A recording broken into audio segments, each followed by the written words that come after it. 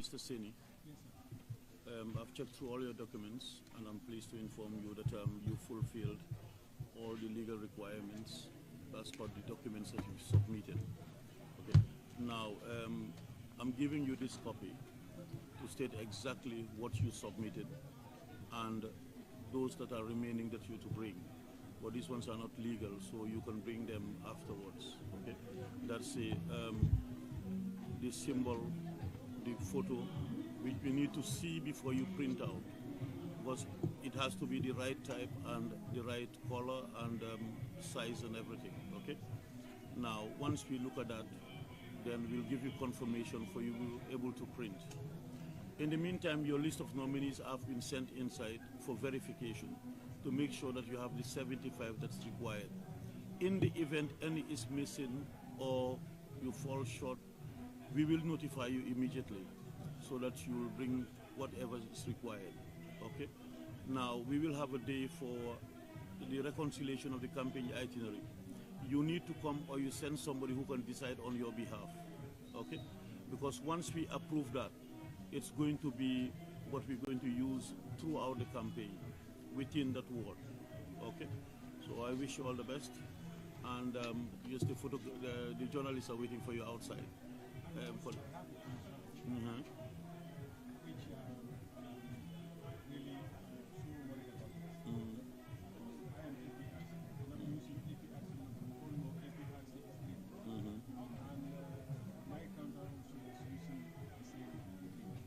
No, we approve. So whatever comes to our table, we'll look at it properly. Okay? Because nobody is allowed to use any symbol that belongs to any other party. Yeah. Now we will look at it when it comes to us. Now we will look at it when it comes to us. Okay? That's why it's required that we bring it. They bring any other person will bring it in, and we will look at it, and we give approval before it is printed. Okay? Be rest assured that's what we're going to do. Okay. Under two. Just added to what he said, this is the campaign code of ethics. It's rules and regulations guiding campaign, and you went through and you append your signatures here, confirming that you've agreed on all these points. So we want to make sure you stick to the guidelines to make sure there is peaceful campaign throughout the process. Thank you. Okay. All right, sir. Thank you very much. Okay. All right, sir. Thank you. Okay.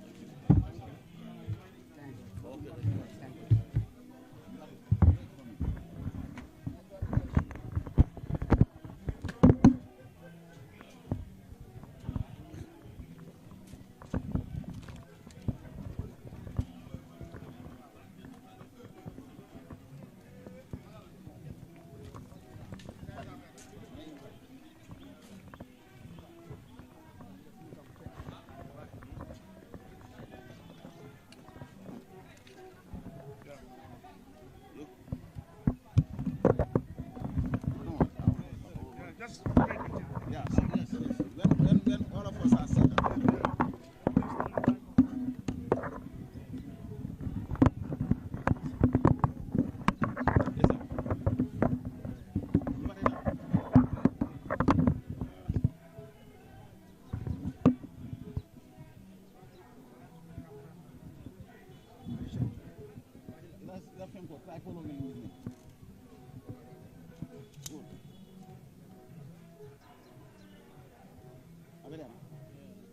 It's good. Sound is coming. Mike, 1, 2. Guys, are you ready? You set? Okay. Your name, sir? My name is Seni Jajo. You contesting for which ward? I'm contesting for Kusamai ward. Yes, Kusamai ward, Funi Pintankranai on the APRC. On the APRC etiquette? Yes, sir. What motivated you to come and contest for that seat? Sir, I think it's right time for us to see that Gambia is ours. And that's why we are coming out to see that at least we contact so that we can stand to see how best we can able to take up our Gambia higher and high. As a councillor, how will you be able, if elected, how will you be able to take the Gambia higher? That is, we are the grassroots workers, number one. If you see President will able to work something, he knows it. Then it will start from us. We forward it so that he can know our problems and he come and solve us. That's the why we are there to see that at least Gambia is But going you are on. the current councillor and you seeking for re-election. Why? Because I did not achieve my targets. I really want to see more development in my ward, Gambia as a general. So Gambian why general. do you think you are the best candidate? Because you said you did not achieve your target. Yes. And you come in again. Yes. Why do you think you are the best who can achieve your target? Yes, Why do you say? because you see, in anything you are, if you are not farm there, it's a problem for you to develop that area. First time I was a trainee because I don't know in and out of it. And today I believe I know in and out of everywhere. So now I can able to at least achieve my dreams. What have you been doing for your people for the last year? I have What kind of development? I have given them water. I have tried for bakery so that I am seeing many of my youths are going to Casamance for these drug problems. So with that, I feel that they did not have anything because many of them are not educated. They have nothing to do now.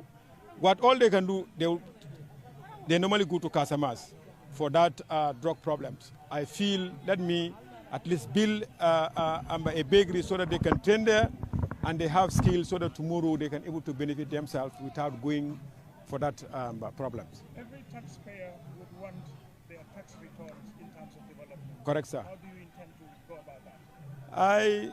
At the council, we have the council is there for that. That every councillor should have your project, your ward project, sponsored by the council. Although we started late and others get it, others did not get. So with that, we cannot make it at once. But I know many of them get it, and now it's my turn to get it. So meaning I still, that's why I in fact want to stand to see that I will defend my people to have that percentage. Yes, sir. Yes, you have said that you did not achieve some of the targets. That's why you are seeing there are so many improvements. Correct, sir. What are some of the targets that you want to see succeed when you are elected by the people? Because still now there is not enough water, which I really want to see that my people will get enough water. Number two, there is this thing how to call youths are still lacking. I still want to maintain to see that I have some bakeries also so that they can have the skills. And number three also, education side. There are many vulnerables which we are writing to see that at least at the end they can able to have full support because still government are giving them half, but the half of it is a problem. So that's why we're seeing whenever we come now, we're able to stand to defend that, to see that our people have achieved their own benefits. Okay, Yes, sir. we are the former councillor, and we have believed that the taxpayers have been given to them. So the taxpayers that have been given to them, and then we said that they will achieve your target.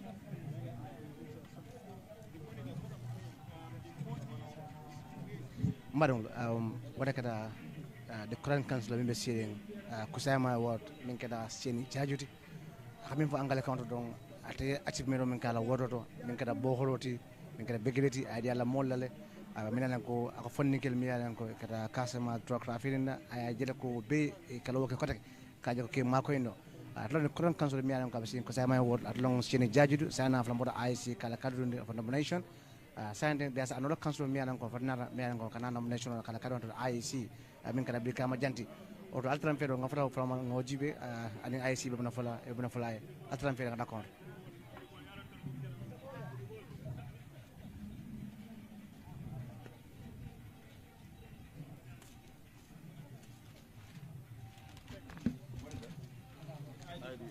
ID card. No ID here.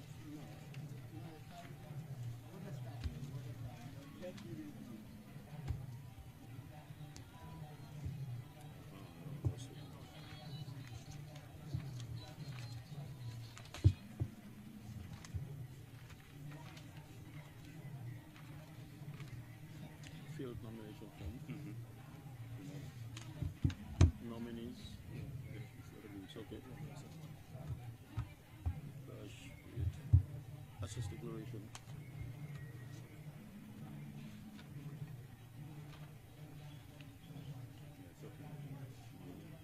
Income tax. Are you currently working? You're not working. Code of ethics. Yes. Same. Party sponsorship.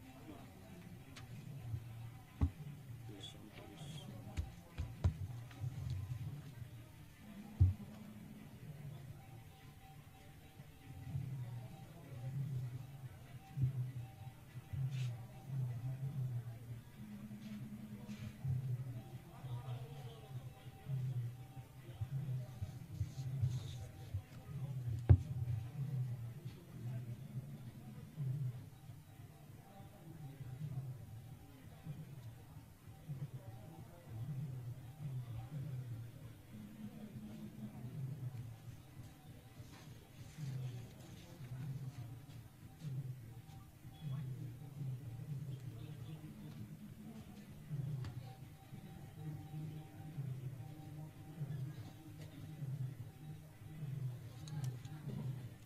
Can you please sign and date?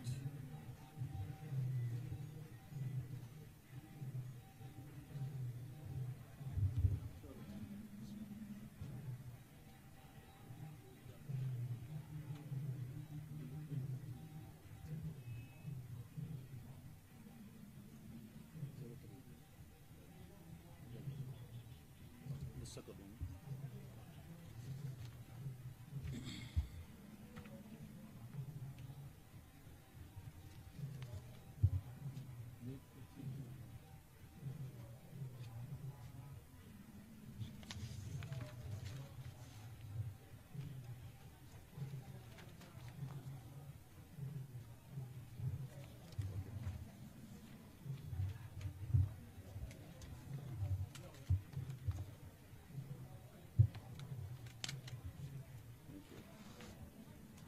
Mr. Baji, I've checked through all the documents that you presented, and I'm pleased to inform that you fulfilled legally all the requirements for you to be able to be a candidate. But it's a process. From here, your documents, the nominees will be sent in for verification to make sure that you have the 75 required. If you fall short, we will notify you immediately so that you'll get us whatever you need to bring in, okay? And your papers will be placed out for public scrutiny, for people to come and check, and if there is any objection, we will let you know immediately, okay? Now, I'm giving you back a receipt of your nomination. Your deposit has already been paid at the headquarters, and also a checklist of all that you presented. Now, the ones that are not marked are the ones that you need to bring in. That the sample of photo, the sample of the symbol, and this, you've already, and your campaign itinerary. Now, on the day set aside for reconciliation of campaign itineraries, you will need to come or you send somebody that you can rely on to take decisions on your behalf. Because we'll sit down, look at all the itineraries, and once we're satisfied that there is no clash anywhere, we will approve it. And that's what you're going to use as your guide throughout the campaign. You cannot change anything there without our approval, okay? So I wish you all the best, and we have a peaceful campaign. Yeah. Just added to what he has said, you know, campaign is a very crucial moment in elections. Therefore, this is the document that we gave you to go through and sign, and you've already done that. So we want to make sure you stick to these rules and regulations to make sure there's a peaceful campaign throughout the process. Thank you. Okay. Okay, thank you. The journalists are waiting for you.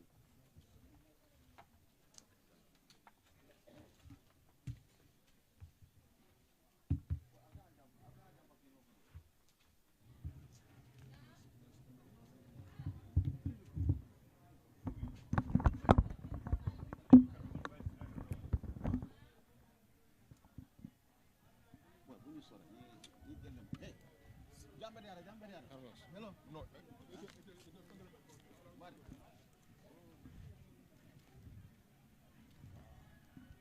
Amin. Lai fati le. Lai fati. Na nyumu. Na muda yawa. Yusufa. Ma. Now you don't go to Fonya. Huh? Now you don't go Bilai. to It's Fonya. fine. Just be short questions. Like Sure. Yeah. you can make an eye. Don't canal. When you are done now. You are set. Shouldn't be long. Your name, please. Are you guys set? Ibrahim Abaji. Wait. They are not set.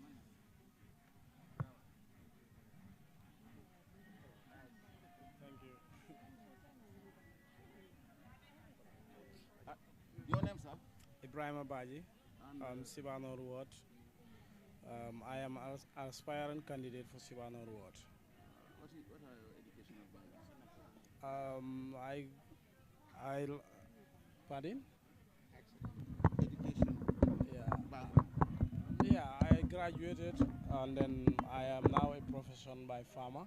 Okay. Yeah, and a youth activist in Sibanor Ward. What do you intend to bring for your people if voted into office? Yeah, I think the youths of Fonyi Bintang Karanai deserve somebody like me, who is among the youths. As my association is with the youth, so I know that if I am voted in, the youths of Fonyi Bintang Karanai will rise up, and then they will, their heads will be up, because they already know that I am the guy who will bring meaningful development to the area. Ibrahim, tell us something about the white hat and the gown. Right. I Why could see are you there's on kind white? of uniformity for all the contestants. Yeah.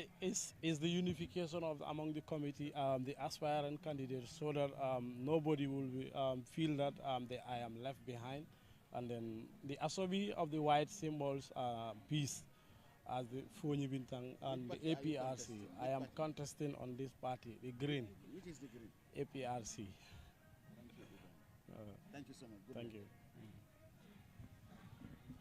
Guy, here it is. Make it short and precise. No, yeah. Well, That is one of the. huh? Yes, one of the.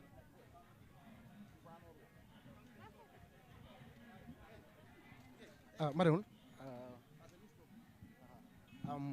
waɗon de min keta kansure mi aɗan ko kanalo fo sibano wot min keta ibirama bajiti mi aɗan ko fanfale ala precis fof mi aɗan ko nakata kansure aɓe min kela fonnin keeli aɓe min kela sibano wote woto ɗo atalong ibirama bajiti mi aɗan ko MPP sorry APRC MPP coalition emin ɗon ɗi fo sibano wot sayna flamboto AIC ala keto dundi for nomination mi tembo men ɗon ala kuma ko ɓe angale kawto nada side aɓe min kela fonnin keeli aɓe min kela sibano wote oto ɗasa ɗon kande tum yaɗo ngal konto ngo fota konto ɗo ngo fantala moy AIC ɓe no flyer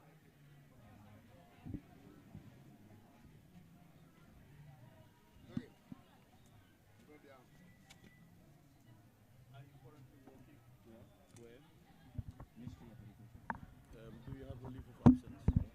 Where is it? Check. It's not part of this document. That is.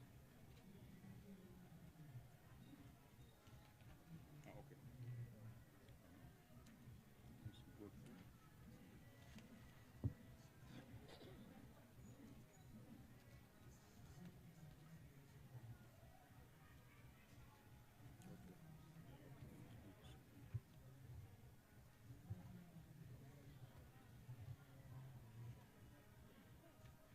Code of corporate ethics? Yes. It's No, it's not in. okay, so that's fine. Company ethics and code of company ethics. Have you no, signed- the itinerary is here. The ethics. This The one. ethics, have you signed that? That is this. It's not part of the document. Is it signed? Oh, it's signed, yeah. Party sponsorship? Yes. The company itinerary is submitted already. Okay. So this one is confirmed now? Yeah. Okay.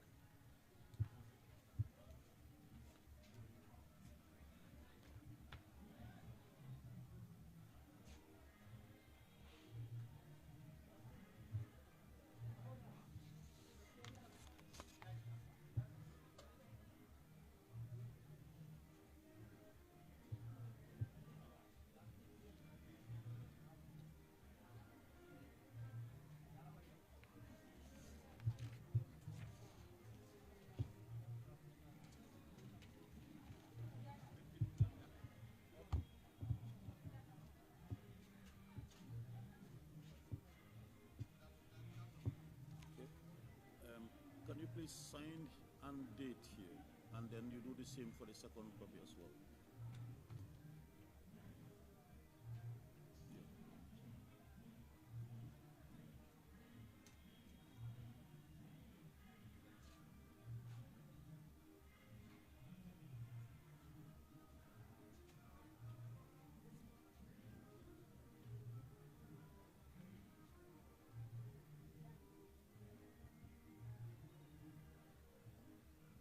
Second copy.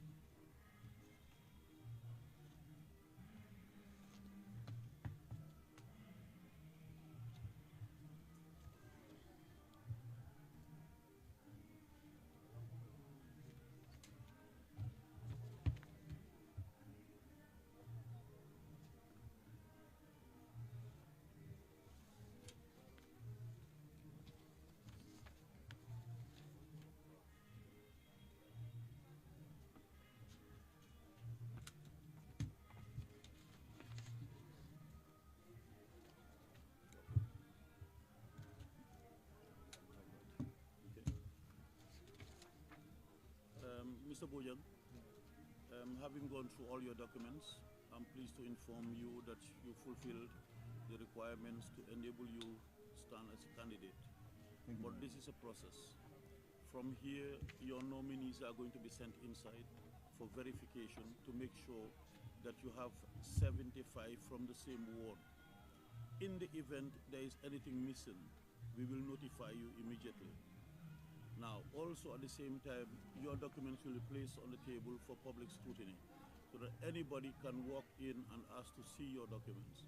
If they find anything that they want to object against you, we will duly notify you. Okay, so if there's an allegation or so, you'll need to come in. We will call you so that you need to come in and clarify or give your side of the story. Okay. Now, there will be a day for campaign reconciliation. You need to come in or you send somebody to represent you, but it must be somebody who can take decision on your behalf. Because once we finalize that and sign it, it becomes final, and that's what we're using throughout the campaign. Nobody will be able to change anything on it until we have approval, and you have to write to us to request for any changes on that itinerary. Now, the list you're given is a confirmation of everything that you've given us. You still need to bring your symbol, your photo, so that we'll confirm that you have the right picture, the size, and the color, and everything. Okay? And once we approve that, you can then go and print as per the number that you need for the polling stations that are in your ward. Okay? I wish you all the best. Your deposit has already been paid, that's why we are not asking you for anything. Okay? Thank you very much, and wish you all the best. Okay. Just to add to what he said, you know, this is your code of campaign ethics. It's important that you go through and understand all the rules and regulations guiding campaign, because you want to make sure you have peaceful campaign throughout the whole process. So make sure you advise your guys to stick to it since you have your details here. Thank you. Now, the journalists are waiting for you outside. Thank you very much. Okay, all the best.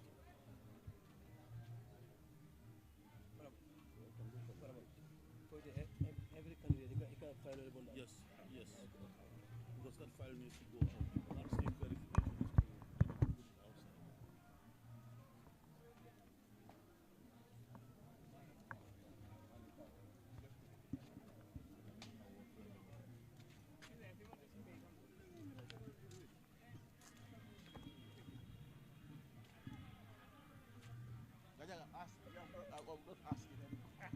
I'm not asking anymore. Ngabuenya. Saya ngalomdo. Ada karaji di karo la. So it's like ila jata me. Ore. Yes, I did not recognize you. The mask. So Sule, honorable, so you step down. Yes,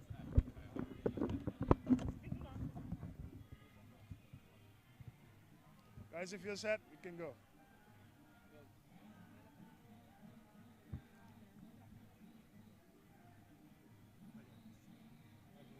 You're set? Okay. Please, your name, sir, and which ward are you representing? My name is Usman Bojang, representing the block ward in Fonyi, West Coast region. Usman Bojang, why are you contesting for this councillor election? Absolutely, it is indeed a honor and respectful if I am to contest in this election. Okay. One of the motivating factors for many candidates is they said they want to change the lives and livelihoods of their people because as taxpayers, they want to give back to their people, that is in terms of their tax returns, in terms of development. What's your vision? Why? Anyway, any development that is under the fraternity of the council, I will be very much strong forward to look sure that, to see that my people has a benefit in it, if it is possible. Okay. And how do you go about that? With nation development, you have peoples that are irresponsible. The chain of connection, I have to follow the chain of connection, try to see how possible I can peacefully communicate to see that my people are considered in any development that is necessary for them. What are the major concerns in your ward? What are the bread and butter issues of people? What do people really need? Actually, the peoples are seriously in need of food sufficiency. Food sufficiency is a problem. When you come to, we need also development in education, in our educational chat. Other activities like sports, and then you can look at it. When I talk about food sufficiency, I'm generally looking at the farming system in my area. My people need so much support in the farming activities to make sure that they have a way forward in the farming. Thank you. Do you expect to win? Yeah, of course I expect to win because I have, due to what I am capable of, I am sure my people have interested me to come up. So now, inshallah, God willing, I am winning. Okay, thank you for your time. Thank you for your time. Thank you very much. That's one of the candidates also who testified in this nomination.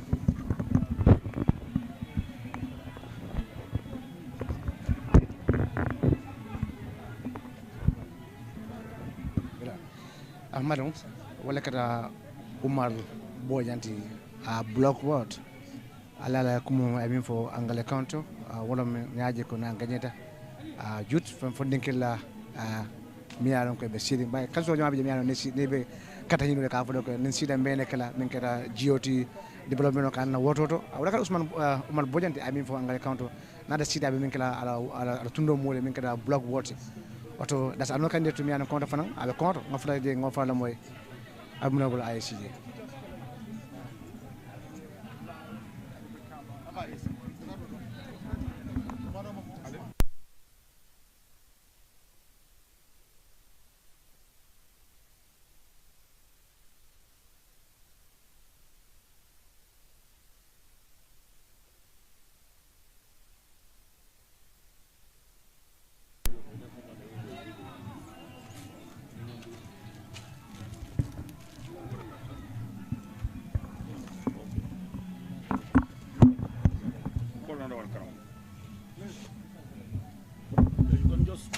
Sorry.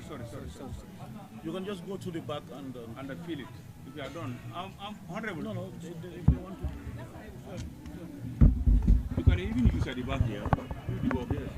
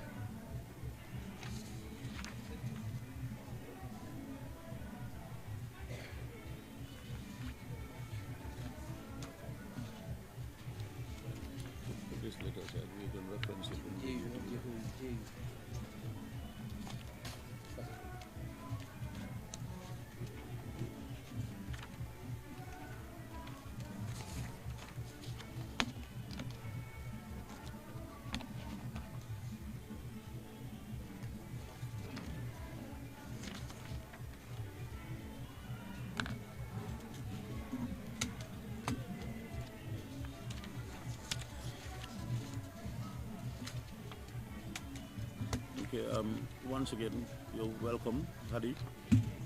I'm pleased to inform you that having checked through all the documents that you presented, you fulfill legally all the requirements there are.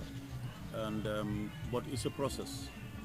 From here, your nominees will be sent inside for verification. And at the same time, they will be placed out on the table for public scrutiny, for anybody in the public to come and look at those documents. And if they have any objection against you, we will notify you.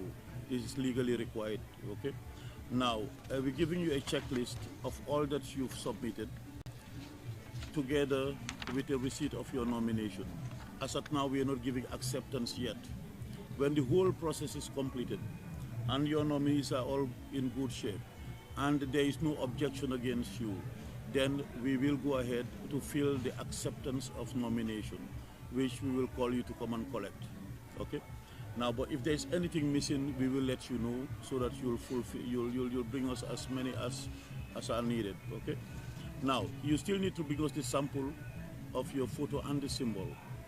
Now, these, we need to look at them to make sure they're the right size, they're the right type, and before you go ahead to do mass printing, okay? Because if you print what we cannot use, you'll have to return it to you, okay? Now, wish you all the best, and until anything happens, well, we continue the process. Thank you, Commissioner. Just to add to what he said, these are the guidelines guiding the campaign. You know, campaign, when it is free, of course, election will be free. So we've already committed you by signing your signature, confirming that you agree to all these conditions. I would advise your supporters to make sure they let them go through this, make sure there is no clash, no problem during the campaign. Yeah, just also, there is a day set aside for reconciliation of campaign itineraries. Now, we'll require you to come or to send somebody who can represent you fully, because that person must be able to take decision on your behalf. Whatever we agree on that day is what we're going to use throughout the campaign. Now, nobody will have the right to change it unless you seek approval from us and we give you the approval. Okay? Okay, thank you very much. Okay. Now, the journalists are waiting for you for your interview.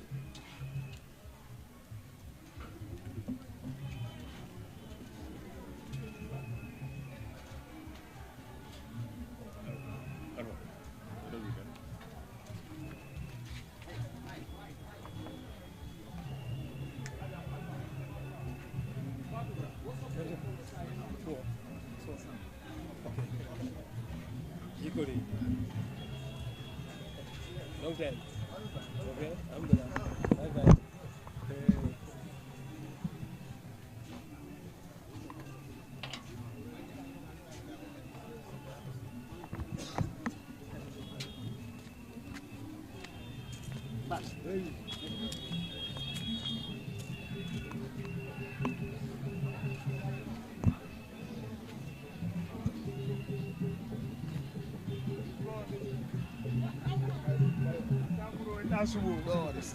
Yeah. Kesol na rale. Ngalo jam banda na jam. Yo lojo jam beta. Okay. Abeda bahna. When you guys are done, you let me know. Yes.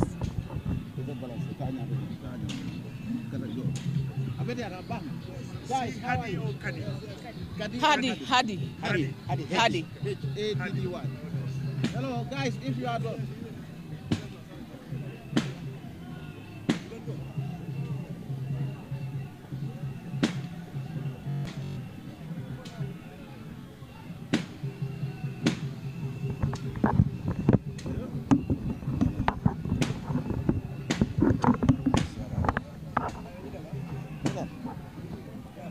What's your name, ma? My name is Hadi Jaju. Hadi Jaju. We're contesting for which ward?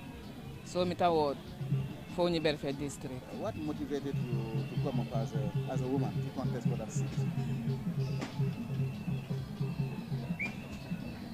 I want to plow something on my fellow women. I want to empower them. So what are some of the things that are lacking for women that you want to empower? that motivated you most to come and empower them? I want to help my fellow women when I am in council because they are lagging behind.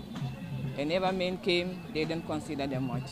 So I want to empower them on so many things that cannot be mentioned. Can you name a few? Like yes. What? I have women gardeners in my constituency. They are still struggling with their wells. They cannot get this standpipe born water, so I have to help them in that. Nice talking to you. Thank you so much. Yes. Imu musoti muna na ilafta kalo kanyim palaso ni. Quickly mandingo. Lafta nyim palaso ni langine kama kurun na musol min benna consequence to min benna wodo to. Lafta wolle ma ko ila because be batare ko ma bakene. Ha. Ibe ma ko ila fannajo malle. Def ma ko ila fannajo malle be te fono la bare. Dol min me alon ko be na ko jibondiro la ila na ko kolongol to ka dilole sabahani sa. So ni stand pipe compole soto ila na ko to abeti ata ila gadi ni fengol fanan ni fengo soto frijol soto mi alon ko be kol to ibe la na fengol kala fris la wolto fo danding time obe sile be wa fila wato mina because sai ni wa is katiten ila harvest ni ngabele katinya because imang fengo soto. So jiko bije ko be ni siraw ni na na la son tambe ni siraw win la ha so ni wi wo kumata min do ni wi no kumata ay kumata APRC NPP ha so te lota APRC NPP ha ko to di ma Hadi Jaju Kadi or Hadi Hadi Jaju it's official written Hadi Jaju no what is the matter so Mika Ward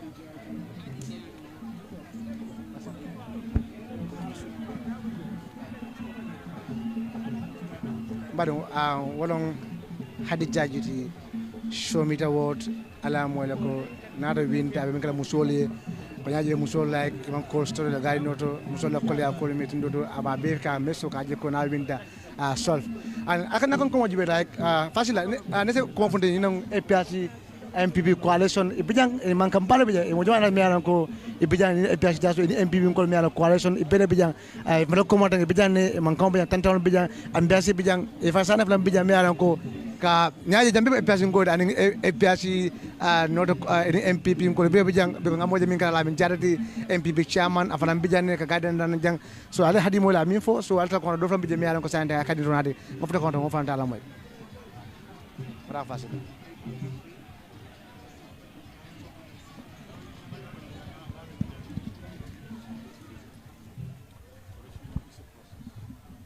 From here, your nominees will be sent inside for verification. In the event there is anything short, we will let you know so that you will bring us whatever is required. Then at the same time, your forms will be out on the table for public scrutiny, for people to come from outside and look at what you've submitted to the IEC. Now, if there is any objection, we will let you know immediately, okay? So it's a whole process. That's why we're issuing you with a receipt of the nomination. Once at the end of today, there is no objection and all your documents are intact, we will give you an acceptance. We will call you to come back and take your acceptance, okay? Now, your deposit has already been paid, that's why we didn't ask for it. Now, you still need to bring us the symbol and the party symbol and the picture, okay?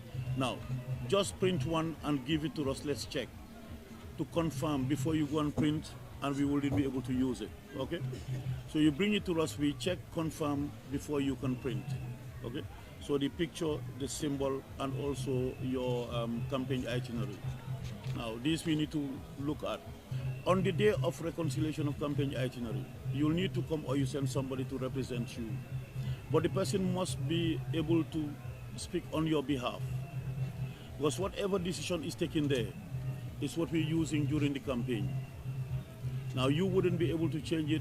Any other person wouldn't be able to change it. You'll need to request from us any alteration within 24 hours, okay? So make sure you come or you send somebody who can represent you fully, okay?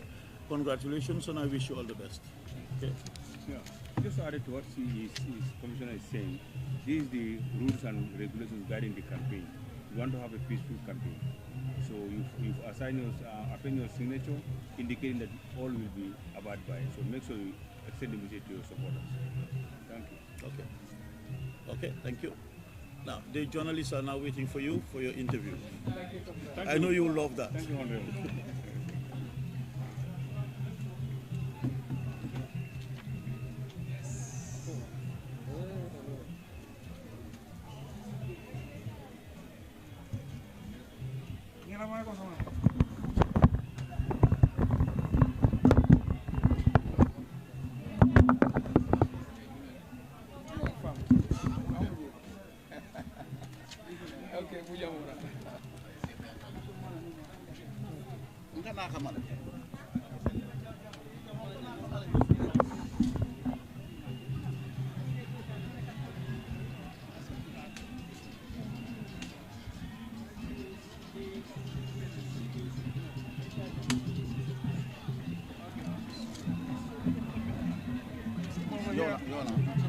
Raki Abasanya, Raki Abasanya. Local government minister. This one is my. So nobody had it. So that's my sister. That's my own sister. Yeah, she's my sister. And we will ask our sister questions. Yes, my brother will ask sister. Huh? No problem. Okay. Yes. Guys, if you're set. Ala kuliatale wala nanda ma kuliatale. Are you done? All set, guys? What's your name, ma? Fatou Sanya. Fatou Sanya? Yeah. And you are contesting for which ward? Biam ward. Biam ward. Speaker. So, Fatou, are you sure that you will win that seat? Yeah. The Biam ward seat? Yeah, inshallah. By the grace of Almighty Allah. I know I will win. And you are contesting for which party? APRC. You are contesting for APRC? Yeah. So if you happen to win, what will you bring for the people of Buyan Ward? If I win, the first thing I will think of is the women. Yeah. I'm contesting for my people and my women. So why that special emphasis on women? Why? What did they lack? They lack women's like many things, especially in the phone. Women are lacking behind. Like what?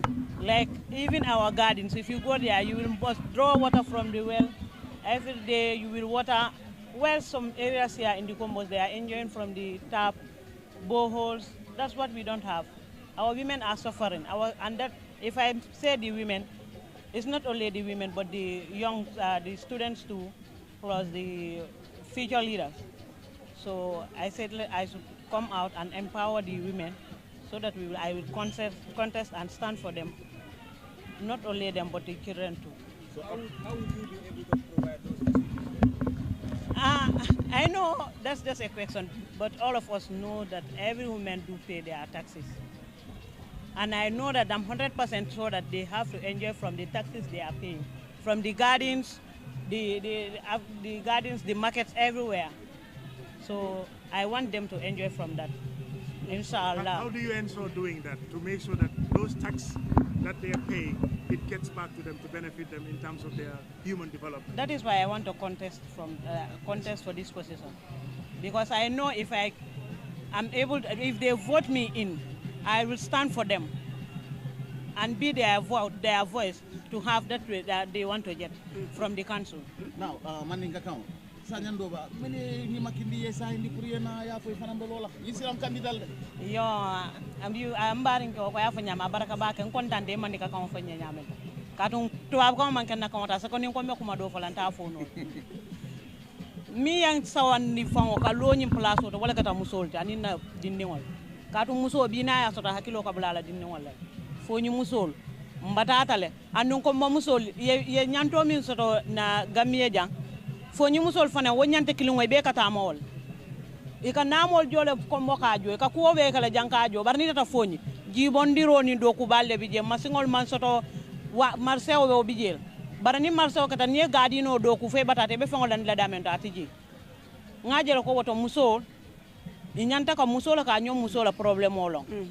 What a Musola Yantaka low, praye musol ke sembentu ya la namoli kaminjo ifane imuna fanje musu jamal le fole nyina kade inshallah nadi ala talla manso ngambe ngakuma wokuma fajan kole ko nadi ala talla manso wata mbese mering ala landa te man sabakal lanke ngalon ko atala musol la batadaje mfele lota anduni ala santa ala mbese mering minna ninte nyinata ate be mako la lan hakilo yebola anu ku kilimbi je fana ku do bi je mi en haminde ka lo nyim place to wala nyinte ko lafta la musol nga wuli nga palaso nyini ko kewol ka nyini nyamento mbatata bulu ko sola kewol normale mbatata carte foyo la kewol yenne ku woku yamo e kewol len mfanel laftala sila musol ye wuli nga ke exemple oti lafta ka ke exemple oti pour sinin sama na dimbayal fo mimbe duma nin kebal tata wol tata mital barana dimbayal mimbe duma fondin kewol ya lonko dinningol ila musol nyantale ye bula e palaso nyini musol fanan sa lonko indin kewol nyantale palaso nyini laftala ka musol karandi musuke ke be karandi fondin ke lala sa nyim pare odu mana na albe koy mal do ngane nyim pare mina ha albe koy mal mina ha koy ma yo dawo da kayro la wote kayro le ala nya sobi ko molam ha kayro le nyinte nata la ko kayro nata wol anin do ko inshallah baraka thank you ala baraka yes dele abasaya amna ku nek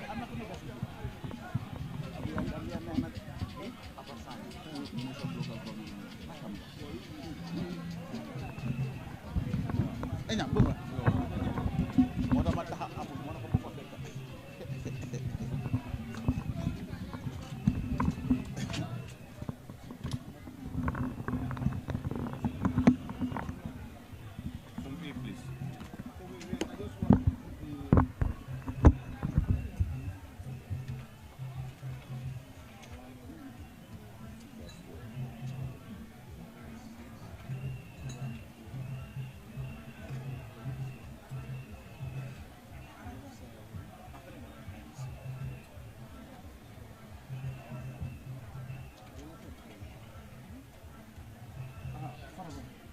Form A.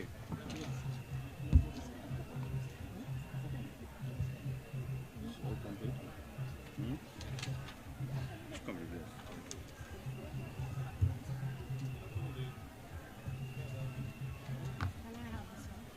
Yes, sure.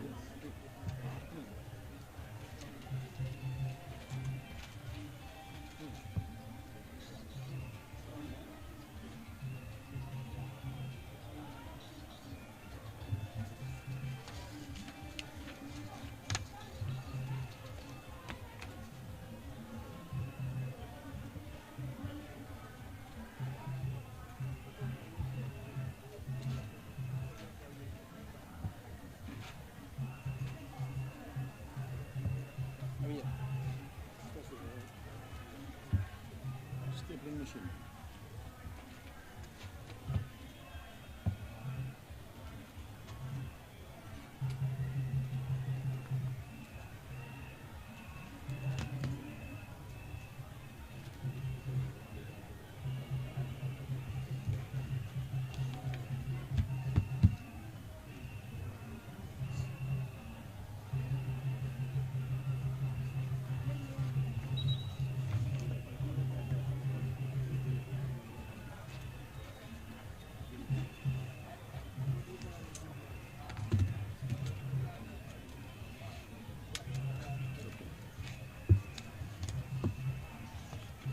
Yeah, once again, welcome. We've looked at all the documents that you've submitted, and we're pleased to inform you that all the legal documents have been submitted for you to start the process of being nominated. Now, as you know, it's a process. From here, your nominees will be sent inside for verification. Now, you need 75. In the event it's less than 75, we will notify you, because they should all be from the same ward. Okay. Now, and then your documents will be placed out also for public scrutiny the whole day today up to 4 o'clock.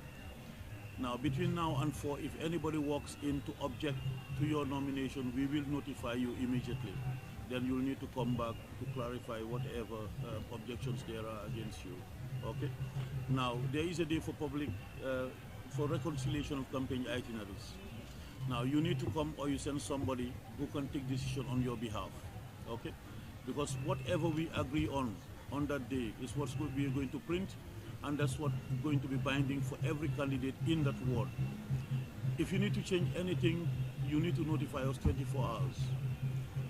You need to write to us 24 hours so that we change anything that needs to be changed, okay? And I'm giving you 2 big documents. One is a checklist of everything that you've submitted.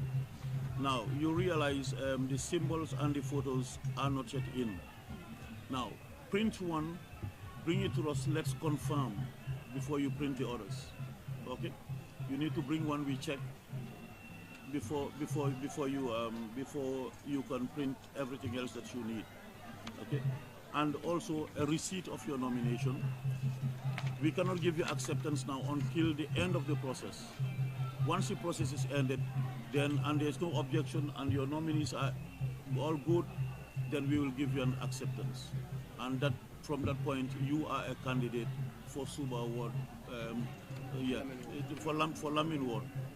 For Suba, yeah, because we have Suba Award, yeah, and we have Suba Award as well, yeah. Okay, so congratulations, and I wish you all the best. Okay. Just added to what he's saying, you know, we need a peaceful campaign. This is the rules of set of rules guiding the campaign period. So you've appended your signature, meaning you've agreed to all these conditions. So make sure you convey the same information to your supporters so that we can have a peaceful campaign. Thank you. The journalists are waiting for you now.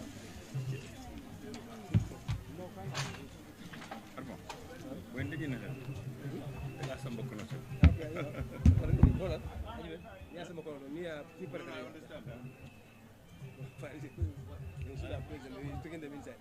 Okay.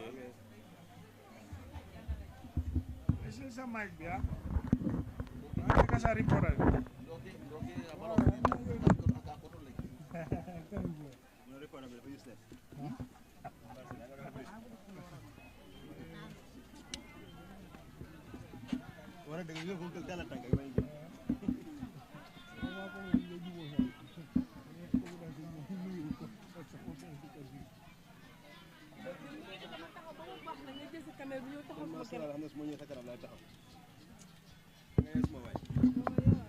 This one?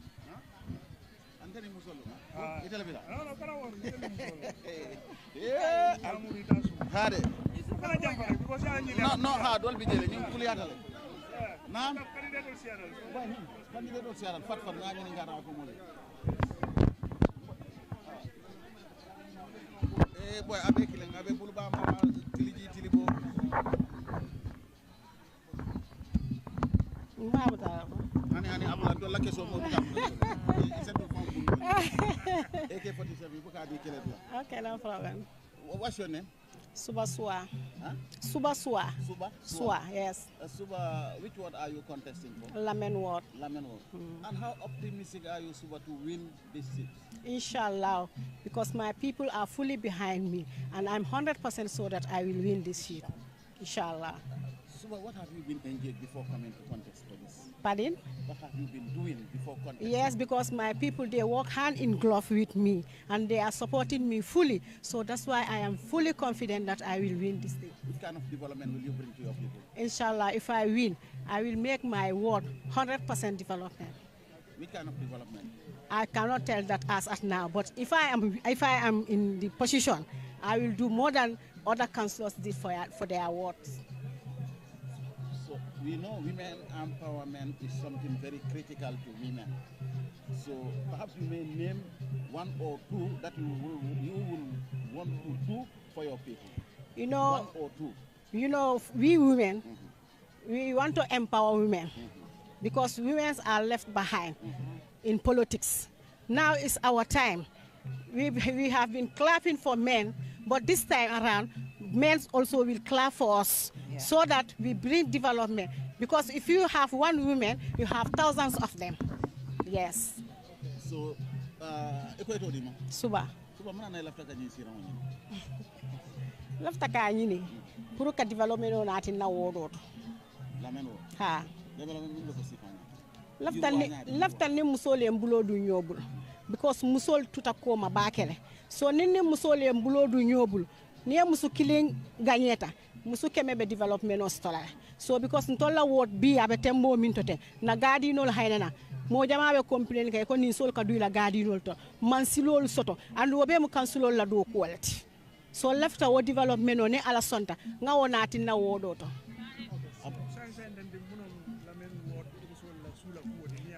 lamen wod musol sulata fenjamal because mammar se ken no soto man sila ken dol soto na musol hayna ne be kumbola gadi ni ken dol te bulo kono musol bi jere don tol musol dal lamen wod man anything soto development soto lamen wod because man council ken le soto man député soto ha maja e minke incumbent la bar hani pompi ko maja na fe lamen ntol maja e minke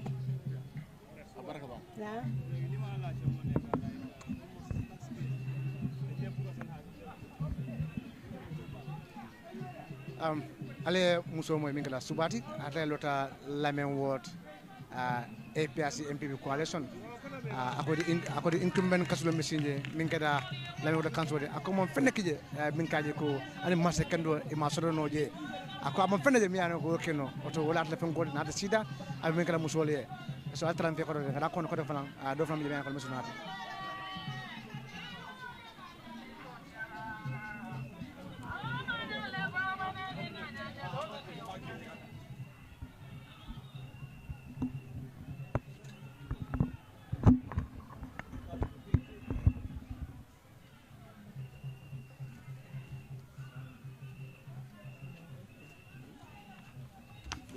There are two.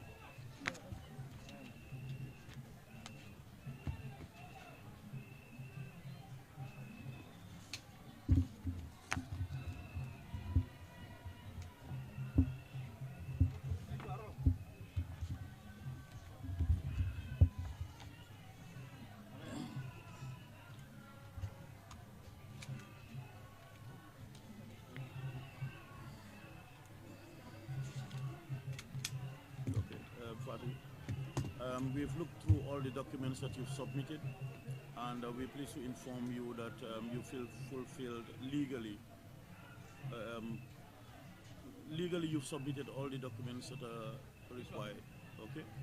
Now you still have the symbol and the photo to submit. Now those ones, before you do print for the whole stations that you need, bring us the samples first. Let's look at them and confirm before you print. Okay. Now it's a process. From here, your documents will, your nominees will be sent inside for verification. You need 75 valid ones. If it's less than 75, we'll notify you immediately so that you will correct it. Okay? Then your documents will be out in the open for the public to come and see. If there is any objection, we will let you know. If there is no objection up to 4 o'clock and all your documents are intact, then we will issue you with an acceptance of your nomination. For now, we're giving you only a receipt of your nomination. Okay? The deposit has already been paid. That's why we didn't ask for any money. Okay?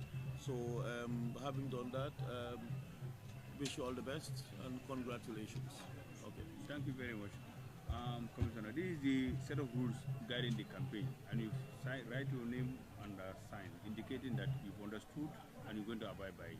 Make sure you extend the same message to the supporters. We want to have a peaceful campaign period. Okay. Congratulations. Now the press waiting for you. All right. Okay.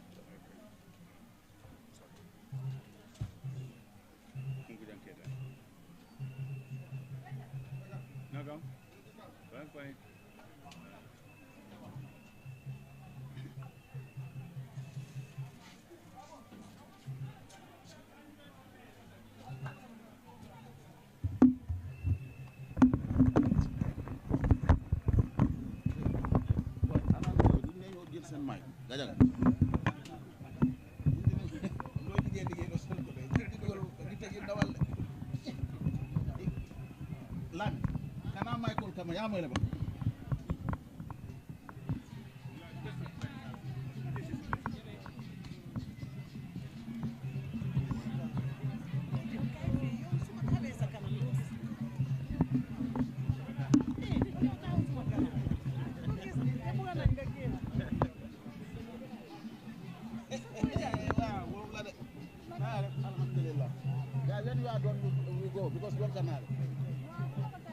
So, two questions are we go because we don't have time.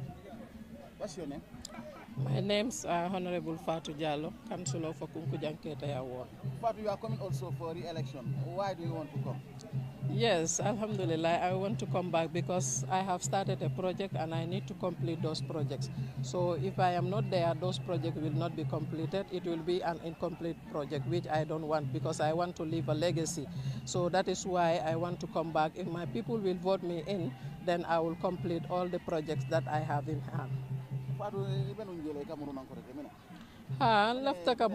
Lafta ka murun nang because yalong kabirin nata kutake nga dokuo dole dati andong wo dokuo mambang sa pour kaje ka wo dokuo tuje wo nyama mam futande aman nafa sotonye so wala ke nan lafta ka murun nang pour ne murun de nan se wo dokuo futandi e saja nente fanam bota jen sensi so konkon na time on te fananga nyinne nyineke bari ni nga dokuo ke mi yalong ka mam futa ka wo yitandi abe kawa ku yala bakele wala nan lafta ninna moliye murundi je e saja nga dokuo mil commencé no me futande nse wol be futande saje nse doku kendo tun koma mi yalon ko hanin tije sama isa fo ko fadjalo le nyin doku wala watola abarka thank you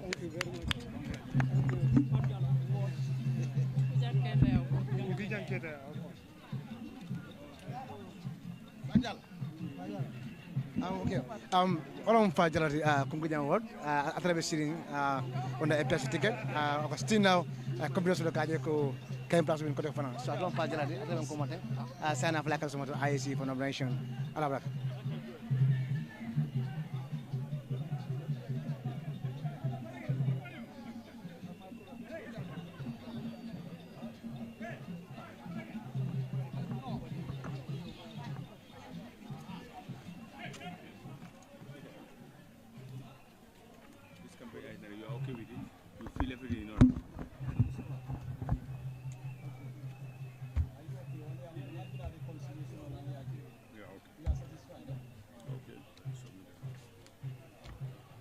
Sponsorship letter?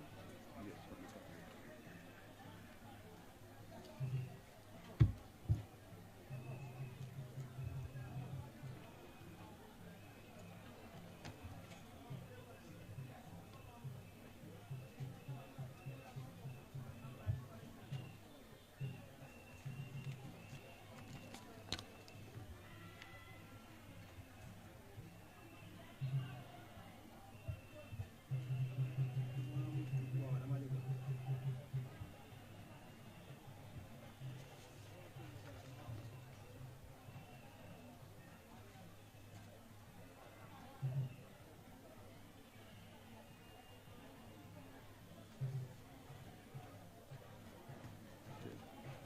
Please sign and date.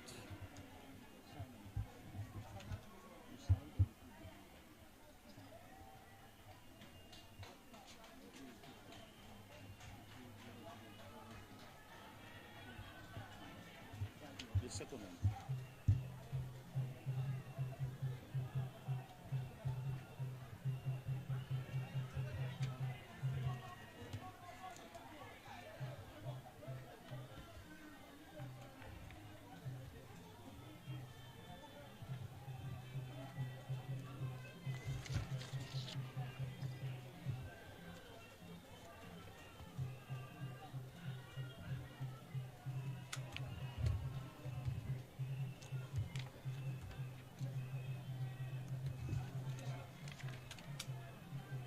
Mr. Ba, pleased to inform you that you fulfilled all the legal requirements for us to start the process of being nominated.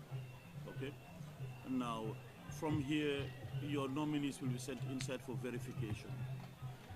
Once they're verified and you have 75, then they're good. If it's less than 75, we will notify you immediately so that you'll get us whatever the required number, okay? So we're giving you a receipt of your nomination and also a checklist of all the documents that you've submitted.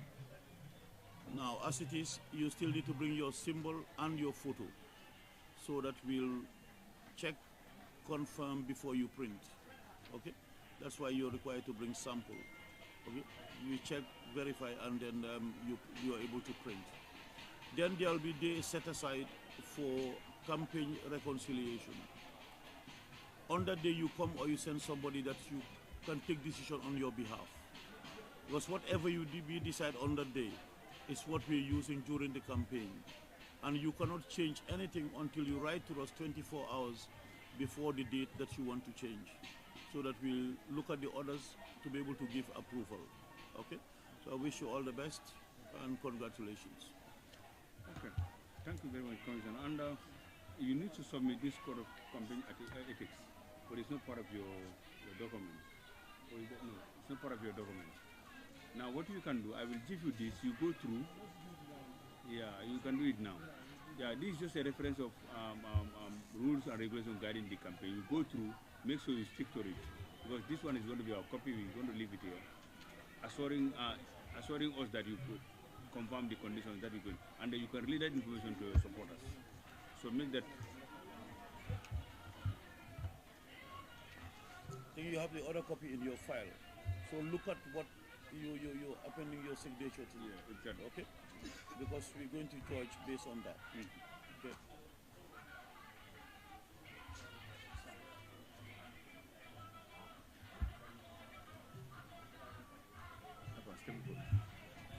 Thank you. Thank you very much. You can now go on to your interview.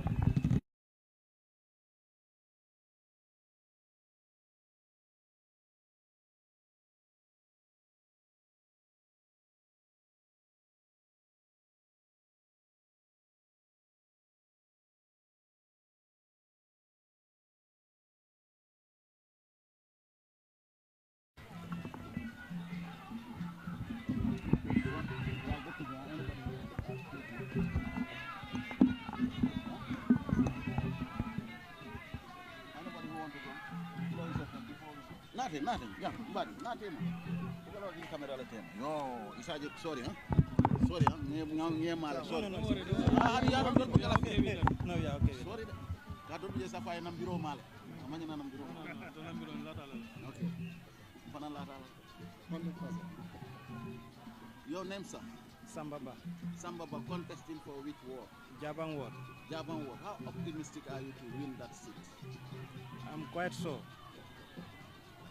For the ground I have, the people I have, I'm quite sure I will win this seat. And if you happen to be elected, what kind of development, meaningful development, do you want to bring to the doorstep of your people? This is my first time, and I know that 60% of the revenue paid in my area should be plowed back to my people. That's why they vote me in. So I will make sure, try tooth and nail to make sure I bring back the best development I can do in my area.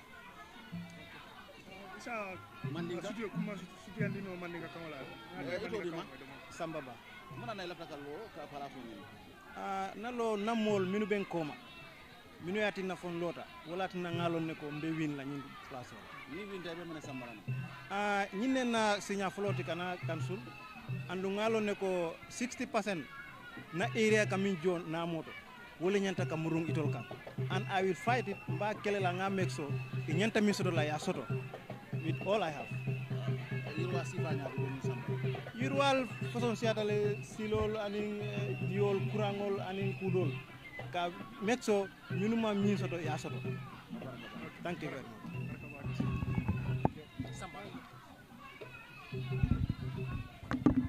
Samba, the surname? Yeah. Samba by Jaba. Samba by Jaba.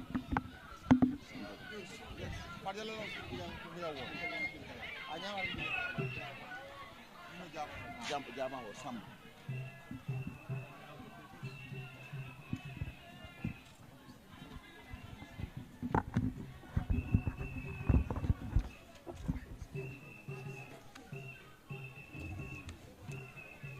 You have your ID or your ID.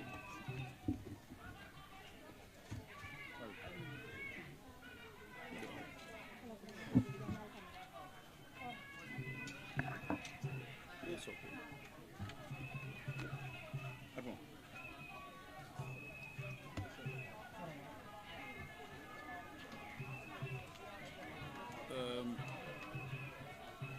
Nominate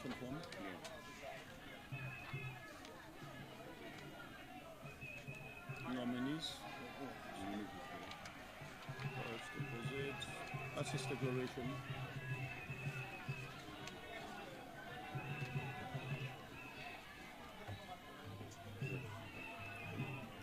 Income tax clearance.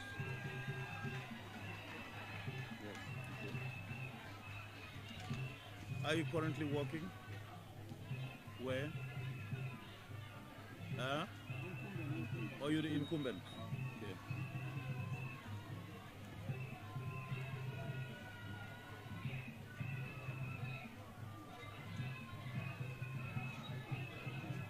Code of ethics? Code? Yes. Sign. Party sponsorship?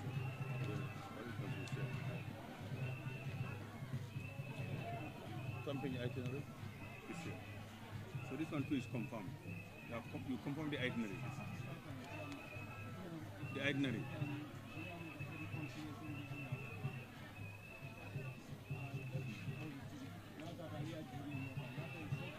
When is the reconciliation campaign itinerary? When is what day is it? It's on the 28, huh? It's 28. Well, 26, 27 is the correction. 28 is the. I think. Let me confirm. Yeah, you need to confirm that too.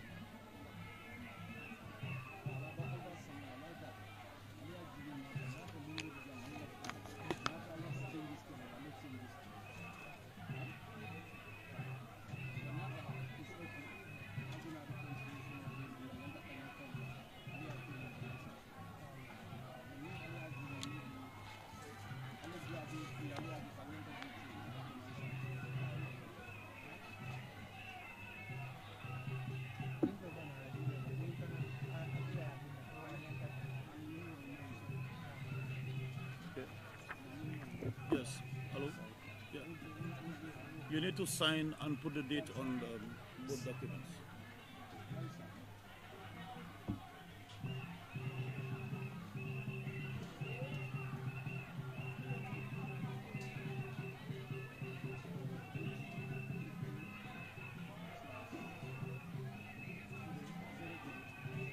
Actually, I didn't see the damn bill, but it's something like 28. Arfa. Hello, sir. Number one, no, I was a bit. So, but I'm on nomination. One is just like 26, 27 is receipt correspondence. And 27, 28 is campaign. 28, 29. 28, 29. 28, 29. Yes. 26 and 27 is receipt of correspondence. Yeah, we'll communicate so that they... 28, 29.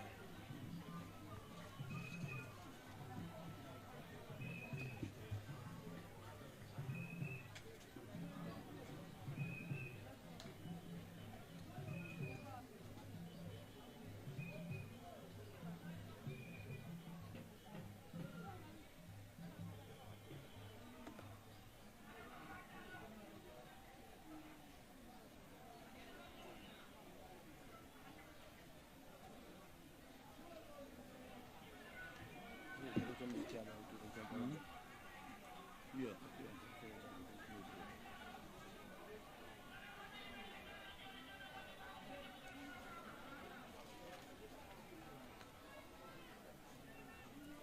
It will be with the acceptance, then we will inform them so that we have to specify who is coming on which day. We need to divide them so that we know who is coming on which day.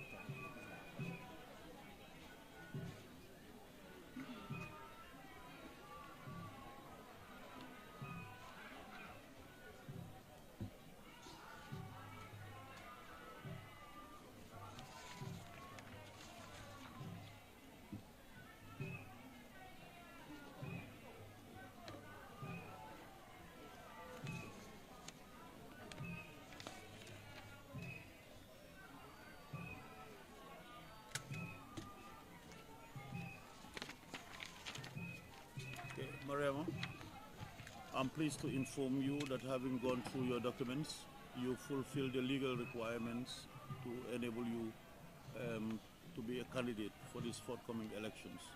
But as you know, it's a process.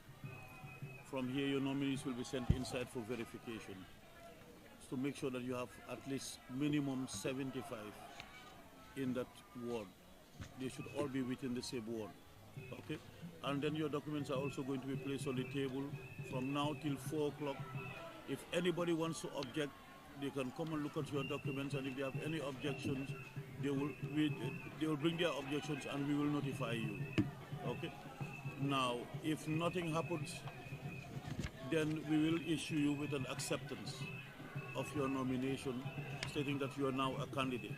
So for now, we're just giving you a receipt of your nomination and a checklist stating exactly what documents you present to us. Now, you still need to bring the symbol and the photo and the itinerary. Now, for the photo and the symbol, before you print for all the stations, bring us the samples. Let's approve them first before you print. Okay? We need to approve them that they're the right size, they're the right type, and that they're good for the elections. Okay?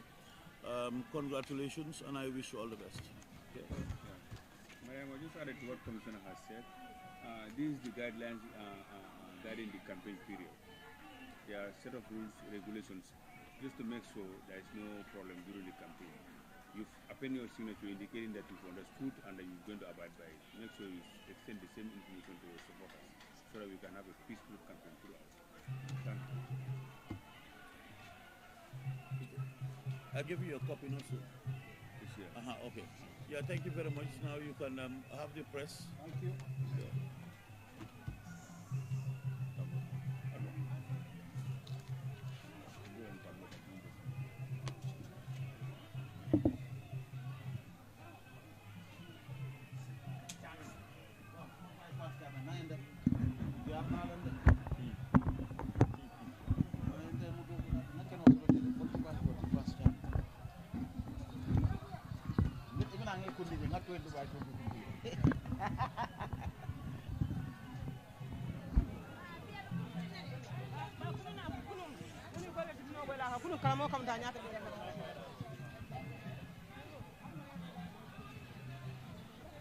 But be angulol faling kan. I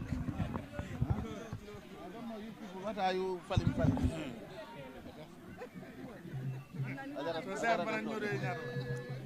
Mariana. Give mentor.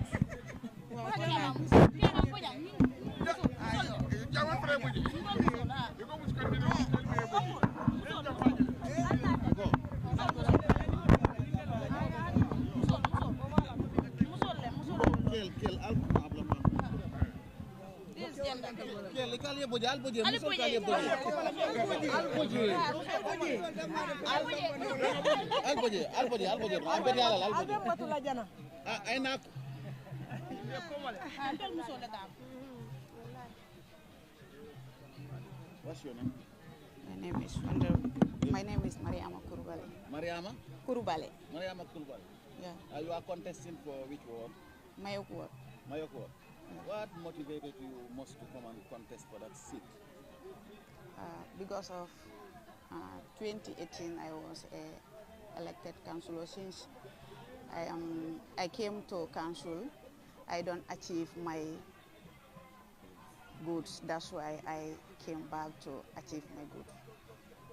Now, if voted into office, what are some of the things you want to bring for the people? Because I'm alone, I can't work. I will work with my people, and then I will go and look for project, and then come and work with my people, and then work with the government, so that I will have something to take to my ward. Now, Mandinga County Tariato, Mandinga Wala Jola, Mandinga County. Mandinga County. You told him, Ndetomu Mariama Kurbalti. Ndetomu Mariama Kurbalti, councillor Mayok ward. Itelebe Sirinje, sa lafta Kamuruna kote. Muna na lafta Kamuruna. Lafta Kamuruna because Kabirum Bijel and lafta minna num purka samana namole ma sotono.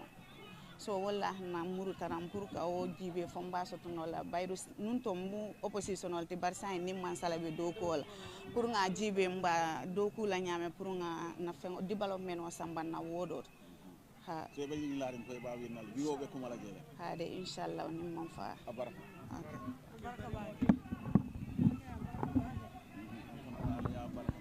ite ila lamin tiko jolanda tiko yo sister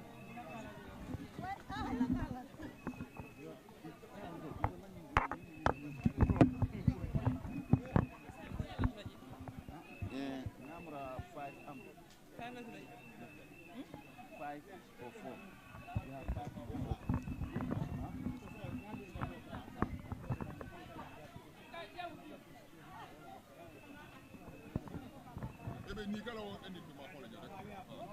no problem albento la safety le alhamdulillah alma kayro mela that's very good makela mbe ko kili pour de la kayro ni tem moy sabade gay no worries no problem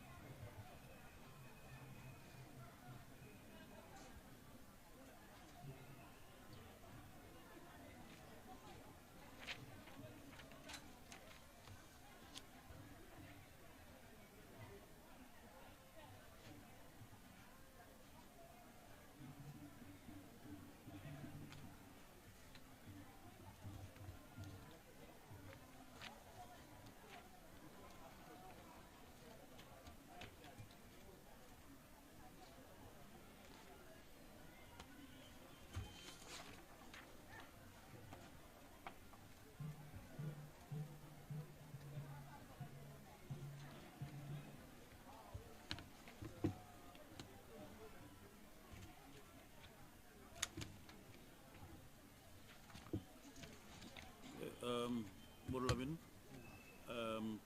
pleased to inform you that you've fulfilled the legal requirements based on the document that you've presented to us. But again, it's a process. Your nominees will be sent inside for verification. If there is anything short, we will let you know immediately. As you know, you need 75, okay? At the same time, your file will be placed outside for public scrutiny between now and 4 o'clock. If there is any objection, we will let you know immediately so that you will need to come in. Now, I'm issuing you with a checklist of all the documents that you've submitted. You've not yet submitted the symbol and the photo. Please, you need to do, because we need to approve those 2 items before you go and print, okay? So bring us samples, let's look at them before you print, okay? And then there is a day set aside for campaign reconciliation. You need to come or you send somebody who can take decision on your behalf. Whatever we agree on that day is what we're going to follow. If you want to change anything, you have to put it in writing 24 hours before the date that you want to change, okay? So congratulations, and I wish you all the best. Okay. Thank you so much, Commissioner. And Mr. Sana, these are the guide of principles guiding the campaign. I'm sure you must have gone through, because it's already happened in your signature, meaning you understood what has been written here. Try to make sure you convey the same information to your supporters, because we want to have a peaceful campaign. Okay, all the best. You now have your time with the journalists, huh? Yeah, okay, all the best.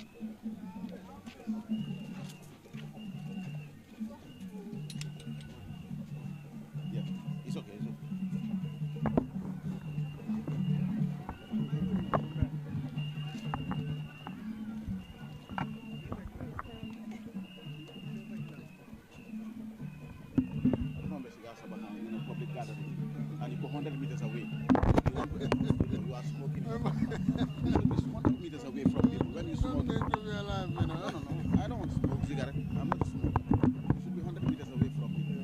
That means I'm done.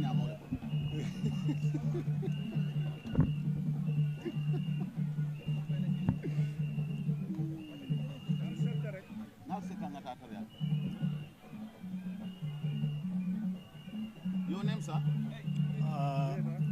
Bismillah. Your name, sir? I am Mollamin Sanyang. Mollamin, you are the incumbent, right? Sure. Why do you, which ward? Wasadu ward. Wasadu ward. Fonyi Jarong constituency. Why do you want to come again?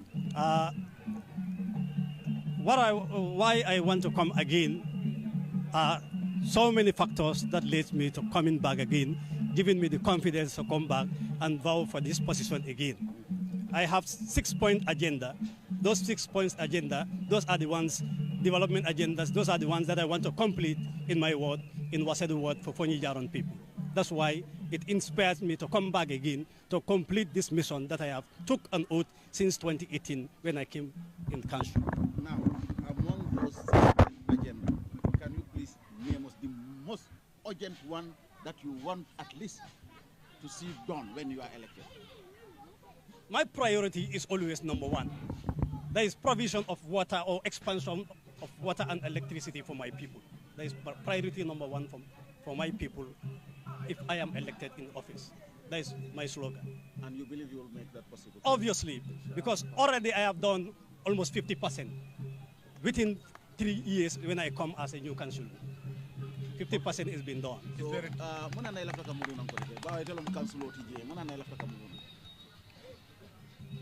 no confidence less on Fangobulu. Because when I was in 2018, Mumbo area council. Iko Akatale, he was a teacher. I'm teacher in Malabi Mundo Kolekela. Within 3 years, Namin can Molie, Wale Nyafa, Ikonya Kongamurunang, but then Ikonya Kongamurun and Telefangi a call Konjako Natamo Bantale. Ikonya Kosaemuna Miranko, Nakol Bebul Atol Lebulu. Because Atolenki Dokola, so left a Kamoy Atol Lebulu, Fonga Doko Kaleban from market. That's why I came back to this position again to vow for this position.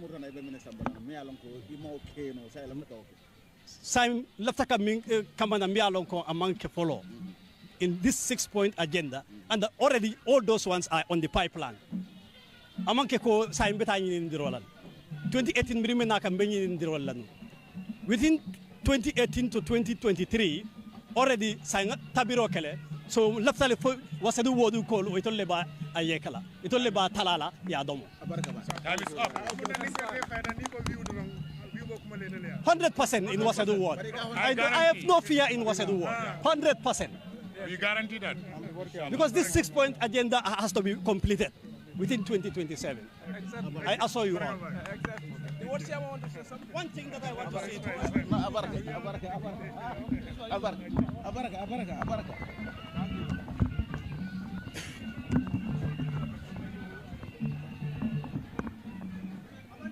No.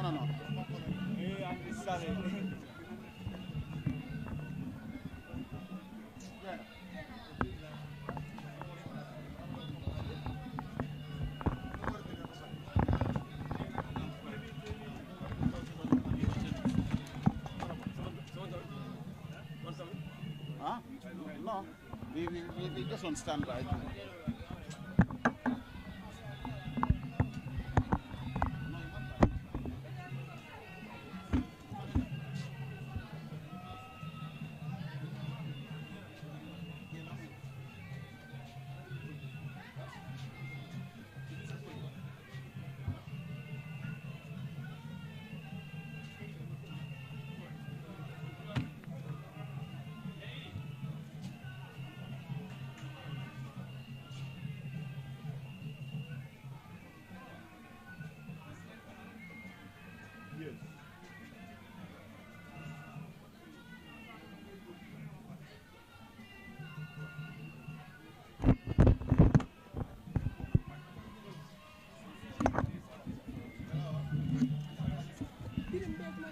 No, this one.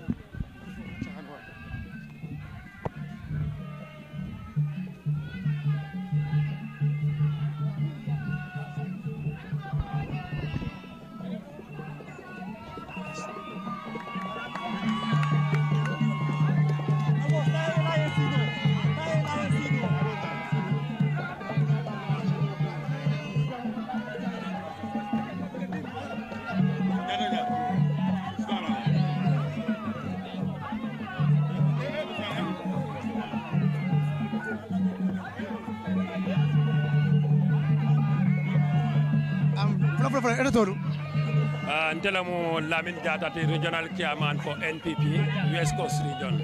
Apala bi ngaje min kada APRC la nomination to jang ibi jay na jang mune si jang. APRC aning all the political party min be alliance la wal miwo min be candidate o samba kan nan jambina la jele because ntollam bakilin fakilin. Afale e no mune me alon ko sayne do bialo me be sin do mi alon ko e frankana lo ko kaje ko ni kumbe mi alon ko be sin ni na jakaro yamone ale mo mi yamone competenta kalo intundor fenkilin do contenta bace na mol fele ye la time o bantale ye ko be ci ja sonata mbed political party wol be yamar la ko ye na jang ye peace maintain jang ene security ye ñoo buña ye ñoo koroma and dollar na jang modol mimbe sen yamira fombe gagner we ready for this portal because mimbi je wolam nyinti ko banko mo la development on kata wala kamanang mansa kunda ka je ko mo keme kana mo jojan tan woro be ngaje ko na kansulo ya murundi nan ila mol kan so wayati na ko nga hop soto la ka je ko nyin election o min kanana tolle be majority soto la bali albe la windo mi ala ngi kala foyde naaji be no coalition na je be win di be kade fayo ali fere sa ndef la albe mun ko defana ya wala compétent balance lo fana albe je win ya mimbi je wala mim amanje ko nota coalition na yalo politiko tata nyame nyomoy bali ala cetal je non wo nyomoy bali awo bantale say ni ajibe ni tata foñi bondali NPP mol balantam bulu je min yalo koy independent on londe ni o independent on vote ne kadi camara vote ka fuñoma don kadi camara le winda so ni nata suba combo Brikama South yama sur sola carte la nyokan ane malandi njabang NPP le be winna so wo confluence mi je wo bantale say so we are going about tolbe mu bakilim fakle na kajo ko nying kasul carte fo atimita nyaawo nyaanya ma be jela sunkaro kono bar mba jela mba trailer mode finti pour yeta carte fayol MPP chairman yang alfa langana nang temela mina nang nomination la commande ngaje ala bi do men be lusta west coast sa fele ko ko fana ko mun kasul carte fayol mo jama ko yebo mi ta west coast mo la villa ko alfa la mo ta men ko amande amul la dana yama la mi silo fana yama silo fana ale mo meta mo la church lo well tenga minche mamira political party ya ci jang ni nata jibe about 200,000 womu musolle timini alon ko register tan nyim bankon kan 150 walam kelti ni nata muso tombo kansulo sey yeke fana tombo kansulo sey a jeta 16 candidate ndela bin ni wala binala tenay lungo wolun ibe different ne jala kotaje lamin jata la mobilisation on do kotaje ando binala sembola ko bakino ko la mole ko mina sembola be winna last time para yo fo ko be winna mina sembola no chulo ko mina sembola min jara mo be mi ko independent bi no alliance bi UDP bi jang kany ma bi mi west coast ya ma ko la ko la bi xane lo winni yalo min bi je ngolo fo ko i ka fo mina sembola bari ya tara ko modol bi je min yalo ko be kamfare wo kamfa ngolo bang so kabir ngo kamfa bang wota a tolbe damin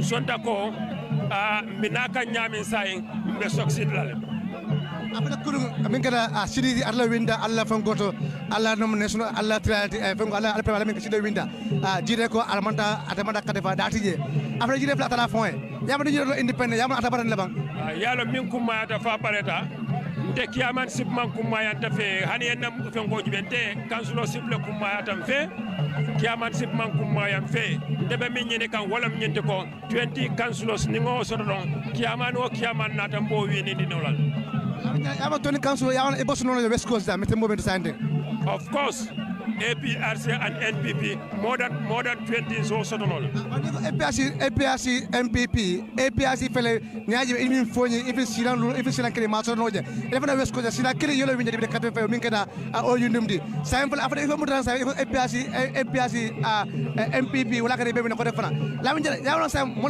lafi mo fa kaje ko MPP to wina froto ja no min jeta wala min yente ko ngoy no misunderstanding ne jeta ya kala mutale sai wo misunderstanding bandale so e bajala ko APRC ye kansulo londe dawoda NPP bebe carte fayla wole ndol fana nga londe dawoda APRC bebe carte fayla wole woya tandila ko misunderstanding bandale so wo misunderstanding min banta wen dolla jiko waran la jibe fo ngoy crowd tele mi vindi dala jang and wo crowd mu damandi net sign te battene no be min jela wala sembobe wara ñu candidate tang anin fulay ni wala nata den candidate tan ni woro la binala so woto wo sembo ni makamo wo maralan ko le dirimolu abe dunna nyotol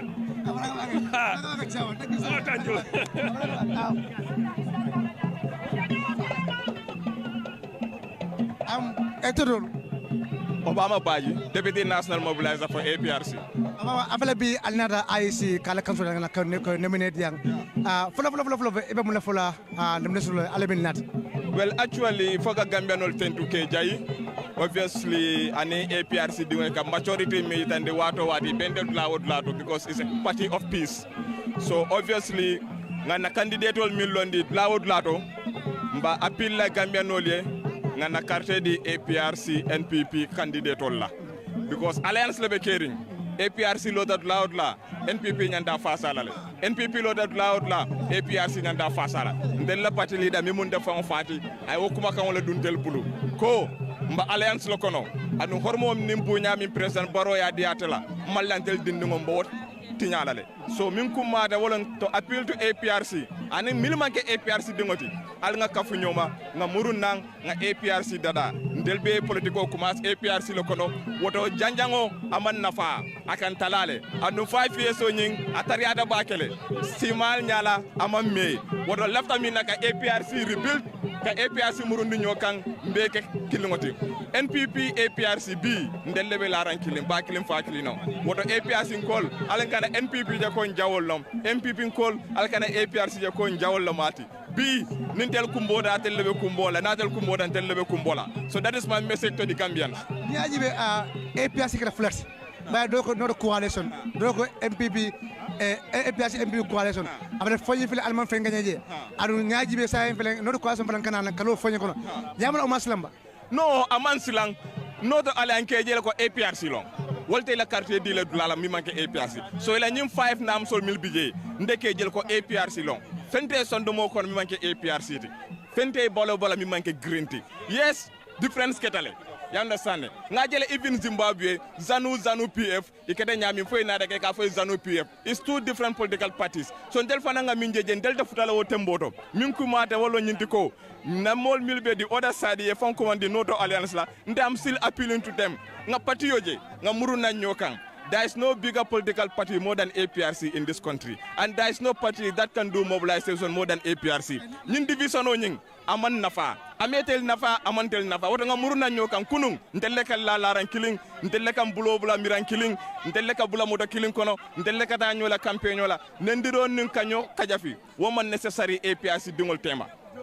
Deka mon mobilize afere nga momu jaman siya jang alimbe west coast dande alimbe inta west coast ade person ko landa al rek mo nak mo funti kanana siatale this is a local government election if you go by the history of the Gambian politics always molka concentrate presidential election niwo bodaje na national assembly mole concentrate demanding local government atel media atel journalists alnyanta molle mako la ka mol sensitize because government can build from the grassroots and the local government councillors they are dealing with the grassroots woto ni electional kumada even president yati banko e ka kumasi dumala ya develop do kana nyato I will take an example from Rwanda with all what has happened there bank is one of the best vibrant country in Africa mune wono Paul Kagame are started from the grassroots I jele dada anata wuli for santo wala na Rwanda B ani tubabol inyabote fe we can do it Gambia is a small country but min kuma ya da B mobilization o kede nyamin I tell nya fale because malafi mole na siya jang